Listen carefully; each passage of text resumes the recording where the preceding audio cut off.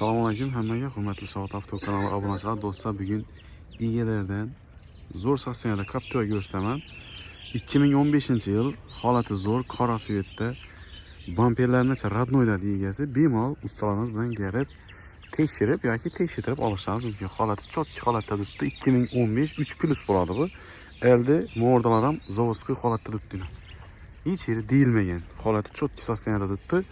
20lik diska balonlarda mashinani kir holatda turibdi. E'tibor bermaysizlar, mashina prямо egalardan kelib turibdi. Reklama qilib berib, holati chotki. Ko'rishingizdek, obshitga holatlari, chexollar qo'yilgan. Chotki holatda turibdi. Yurgan probegi do'stlar 159 ming kilometr yurgan, bilasizlar. Esida tablo bo'lib chiqqan 3+da o'zgarish ko'p bo'ladi. 3 motor bo'ladi bu. Audi 4X4 bo'ladi. Metan gazlari bor. Holati chotki turibdi lekin. To'g'ri olib, hozir to'y sezon bo'libdi, bemalol olib to'yga chiqib ketsangiz bo'ladi. Holati zo'r. 20 diska balonlarda. Balon holatlari ham zo'r turibdi.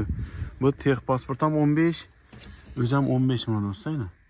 2 dona 65lik metan ham bor. Holati zo'r. Xullas, do'stlar, 168 million so'm narx aytib turibdi. Radnoy mashin, qop-qora svet. Telefonlashasizlar, prямо egan nomeri turadi pastda.